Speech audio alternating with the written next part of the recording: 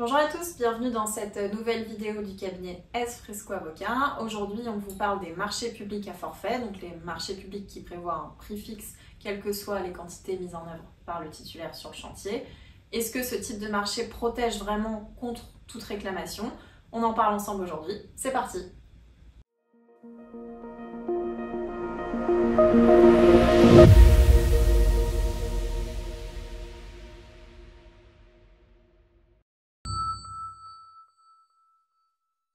Première étape, c'est quoi un marché public à forfait?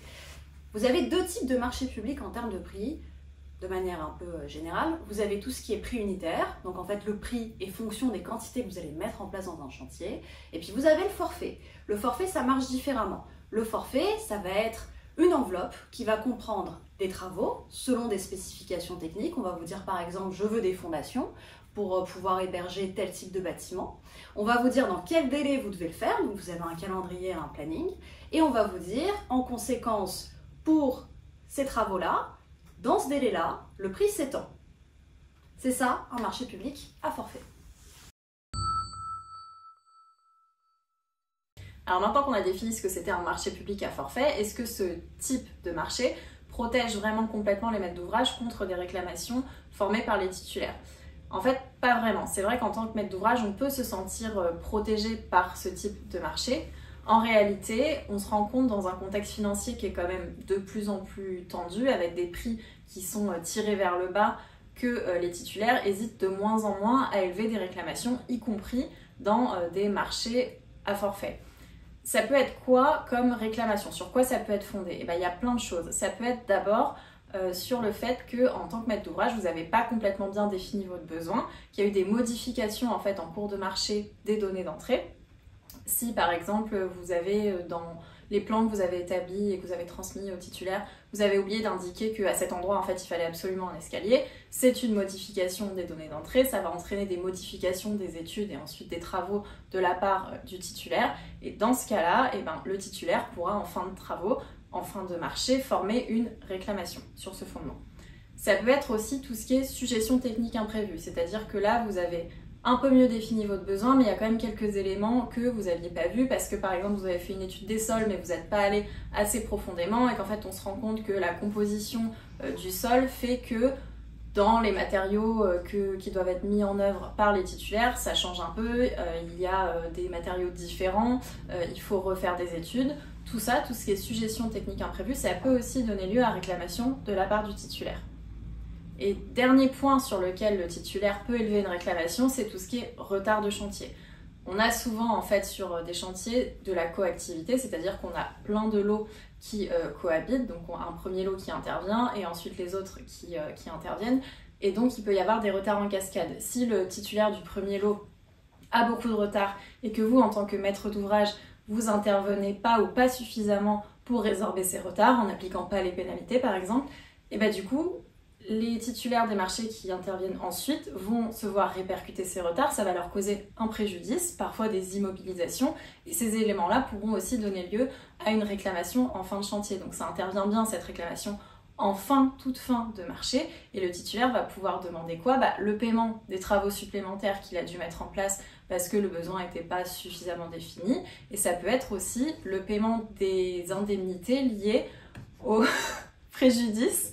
On a le chat du cabinet qui nous fait un petit coucou, au préjudice qu'a subi le titulaire, par exemple du fait des retards, parce qu'il a dû immobiliser son chantier pendant quelques temps. Tout ça, ça peut être intégré dans la réclamation. Donc non, le marché à forfait ne protège pas à 100% de toutes les réclamations qui peuvent être élevées par les titulaires. Donc vous êtes acheteur public, vous avez fait donc ce choix merveilleux du marché à forfait en vous disant ça va complètement me protéger, j'aurai peu de réclamations, le prix est fixe donc en fait ça va pas bouger. Votre chantier est plutôt d'ampleur, vous avez une coactivité, donc vous avez plusieurs entreprises qui vont venir intervenir successivement sur le chantier, voire même en même temps. Vous vous dites, s'il y a un problème, s'il y en a une qui est en retard et que ça bouge tout le planning, finalement, est-ce que c'est de ma faute moi, maître de l'ouvrage? Non, c'est pas de ma faute, c'est la faute de l'entreprise qui était en retard en premier et qui a créé les retards en chaîne. Alors ça effectivement c'est vrai dans la limite où vous avez fait tout ce que vous deviez faire pour éviter les retards et pour éviter de créer un préjudice à l'entreprise qui est un peu en bout de chaîne, qui subit tous les retards des autres et qui du coup avait prévu d'être sur votre chantier pendant une durée donnée et qui en fait va être sur votre chantier pendant une durée beaucoup plus longue, ce qui lui cause un préjudice d'immobilisation, de personnel, de manque à gagner.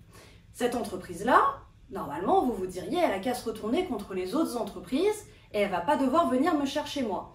Et c'est là où dans un marché à forfait, en tant que maître de l'ouvrage, on est un peu coincé parce que même si c'est un marché à forfait, on a un pouvoir de contrôle et de direction du chantier. Ce pouvoir de contrôle et de direction, ça implique très clairement qu'on doit venir pénaliser, sanctionner, résilier les marchés des entreprises qui sont défaillantes. Et si on ne le fait pas et que ça crée un préjudice pour une autre entreprise qui intervient sur le chantier, ce n'est pas l'entreprise défaillante qui va devoir indemniser, c'est nous, en tant que maître de l'ouvrage. Et dans ce cadre-là, la jurisprudence est très claire. Si le maître de l'ouvrage ne fait rien et qu'il ne se sent pas concerné par le chantier, c'est de sa faute, c'est lui qui paye. Si le maître de l'ouvrage fait preuve d'une inertie partielle, donc il agit un peu mais pas trop, donc par exemple il va pénaliser juste un peu, ou il va mettre une petite mise en demeure, mais il ne va pas aller au bout de la démarche, c'est pareil, c'est de sa faute. Et il y a aussi l'hypothèse qui est presque la pire, c'est l'hypothèse où le maître de l'ouvrage fait plein de choses, mais il les fait trop tard. Là à nouveau, c'est toujours de sa faute, c'est lui qui va venir payer l'entreprise qui a subi un préjudice. Donc on ne peut pas se désinvestir de ce pouvoir de contrôle et de direction, et donc les maîtres de l'ouvrage doivent suivre de très près leur marché. Alors qu'est-ce qu'on peut mettre en place et quels sont nos conseils opérationnels pour éviter ce type de réclamation quand vous êtes maître d'ouvrage? Il faut bien avoir en tête qu'en fait c'est votre contrat ou vos contrats quand vous avez plusieurs lots, plusieurs marchés et qu'il faut bien les maîtriser de A à Z et bien suivre aussi le chantier.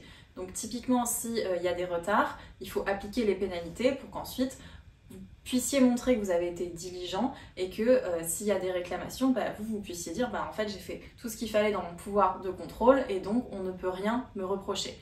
Et il faut bien tout documenter par écrit. C'est très important d'avoir que vous appliquez les pénalités, bon ça sera écrit, mais par exemple si vous avez un compte rendu de chantier avec des éléments où il peut apparaître que vous n'avez pas été très diligent, il faut absolument faire des observations, répondre à tous les comptes rendus de chantier et avoir vraiment une trace écrite de tout ça pour montrer que vous avez tout fait, que votre pouvoir de contrôle et de direction a été mis en œuvre parfaitement pour en cas de réclamation et en cas de contentieux derrière, vraiment démontrer que vous avez fait tout ce qu'il fallait.